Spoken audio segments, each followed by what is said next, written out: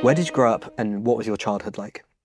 I grew up in rural Pennsylvania, which is a part of the United States that doesn't have a lot of brown people, especially not in the 1980s when I first moved there. And my experience was very much that of a typical rural kid, growing up on farmland and in communities that were more like villages than cities. My father actually died when I was very young in a violent crime.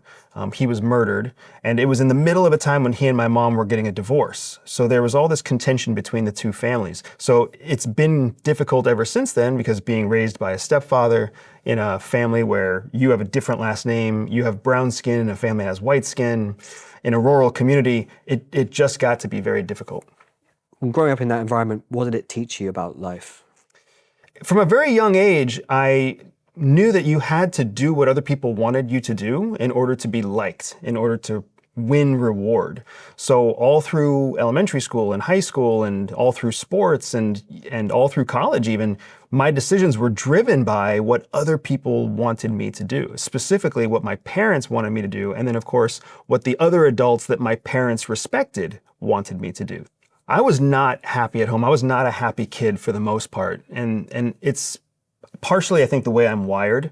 I see hypocrisy and I see confusion and I see shifting goalposts and changing goals that you can't control. And I see injustice in all of that. So I very much wanted to leave home as quickly as possible by whatever route was the easiest to me. Ultimately, what ended up happening is I got a scholarship to a military college. And that military college was on the opposite side of the country from where I grew up, and it was exactly what I wanted. I joined the military in large part because it was what I was comfortable with. Doing what I was told is the thing that had gotten me to the success that I had achieved in high school, so why not keep doing what I was told? And when I went into the Air Force, I found that I really was ill-suited to that level of scrutiny. The constant supervision and the constant direction and the constant orders, it really rubbed me the wrong way. But I didn't have any other option. It was either succeed in the military or go back to Pennsylvania as a failure. And for me, the fear of failure was always greater than the pain of current struggle. So what role did you take in the Air Force? I took whatever role the Air Force gave me. At first, I was a student, and as you go through those ranks and grades, you learn different skills. I learned how to fly, I learned a foreign language, I learned enough information about astrodynamics and thermodynamics to become qualified for a secret clearance. I was later assigned to nuclear weapons, nuclear missiles specifically, and then I got my top secret clearance. I got my Cat 6 and Cat 12 nuclear clearance. I was a missileer, somebody who wore a key around their neck and went down into an underground bunker and sat 72-hour shifts. But by the time I left, I had followed the rules and made everybody happy to the point where I was actually a commander over multiple missile squadrons. So I started by commanding 10 nuclear missiles, and I left the Air Force commanding more than 200. When anybody leaves the military, they have a moment where they ask themselves, do I just want something that is the total opposite of everything I've just done? And I was one of those people. It's like having a breakup with a girlfriend or a boyfriend. Once you have that breakup, you want something completely the opposite. And that's what it was like for me. So I left the Air Force and I'm like, well, where can I do the exact opposite of holding the keys of destruction in my hand? And my thought was join the Peace Corps. So as I'm in my final days in the Air Force, I jump online to apply to the United States Peace Corps. And as I go through the Peace Corps online application, there's an actual red screen that pops up, a blue screen technically, that pops up with a red box. And that red box says, you may qualify for other opportunities in the US federal government. If you're willing to put your application on hold for 72 hours, a recruiter would reach out to you. And I'm 27 years old and I'm single and I'm already celebrating the fact that I'm leaving the military. So when I get an invitation that basically says there might be better opportunities for me, I'm the person that says yes. So I put that application on pause, and 24 hours later, I got a phone call from an unlisted number in Langley, Virginia. What was the recruitment process and how did it feel to learn you'd passed? It would be great to say that the recruitment process is brief, but it's not. It's a 9 to 16 month process to be recruited into CIA, and that's from the first interview, not from the first phone call. So you go through multiple rounds of interviews. The first interview is really focused on whether or not you are a good fit for the position they think you psychologically fit. Your second is an interview for intelligence. They want to see whether or not you actually know world affairs and can you write, can you speak, can you work as part of a team, can you solve a problem in a short period of time.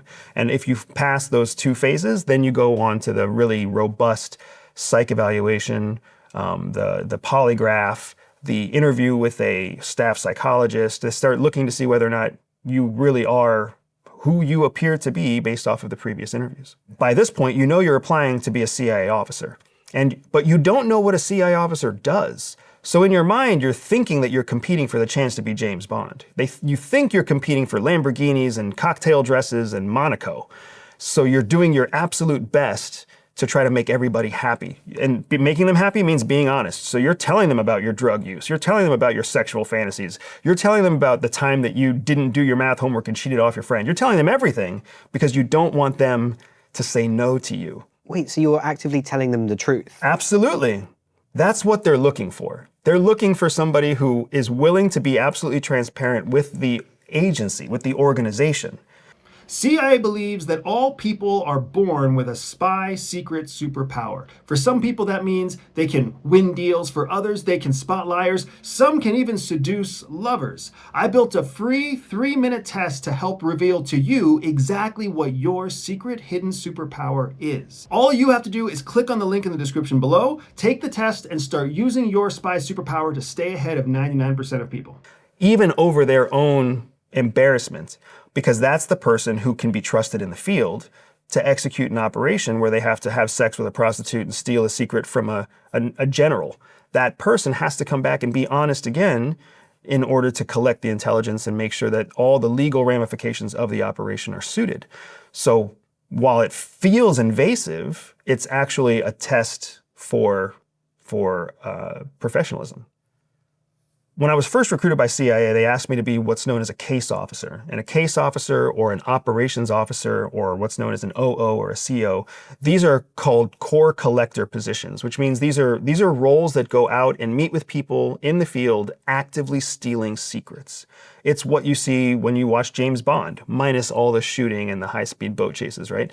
He's out there stealing thumb drives. He's out there making contacts. He's out there at casinos and brothels shaking hands with bad guys. That is what a core collector does. How does one train to become a CIA case officer? When you go to training at the farm, it's not the first training that you have. You have almost a full year's worth of training on the job beforehand. Training to be a case officer involves essentially 3 different skill sets. There's a cognitive skill set where you have to improve the way that you think. So understanding your own biases, your own limitations, understanding how you process information, whether you have a long-term or short-term memory, boosting the opposite type of memory. Then there's a technical skill that is based around the intelligence itself. And those technical skills around the intelligence are literally how you write a report, how you send it in secret, what the different avenues are for transmitting what's known as clandestine messages. So there's this technical element around the intelligence. And then there's the technical elements around operating itself. How you create an alias, how you live and operate an alias, how you travel across a border fraudulently, how you steal secrets, how you elicit information, how you drive a car at high speed, how you self-evacuate, how you hold your breath for longer than 2 minutes. All those technical operating skills are kind of the third pillar. So all the fun, sexy stuff really happens at the end. And all of the nitty-gritty intel stuff happens at the beginning. Why do you think you were what they were looking for at the CIA? I mean, in all honesty, I think that I was on the cusp of what they were looking for. I think that I was a convenient fit in all the right ways at a very difficult time, because this is 2007. CIA has just been given a direct mandate by the Senate to boost their recruitment of diverse people with foreign language. I was a diverse person with a very unique language. I spoke Chinese at the time. In many ways, I think the bureaucracy kind of forced them to look at me, even though my fit was probably borderline not the right fit. I was driven and ambitious, but I was also kind of stubborn and I questioned authority. For me, when I deployed to the farm, I wanted to do it my own way. And that made the farm very difficult for me. It ostracized me from some of my peers. It put me at odds with many of the instructors. I was really pushing hard, trying to prove myself based on skills. because I still believed at the time that skills were the most important thing. Believe it or not, anybody can hold their breath for longer than 2 minutes. Believe it or not, anybody can drive a car at high speed and get out of a J-turn. So it's not technical skills at that point. It's really subjective desire. Who do they want to work with and who do they not want to work with? On the last day of that training, I was actually deemed unfit for that role. I was failed.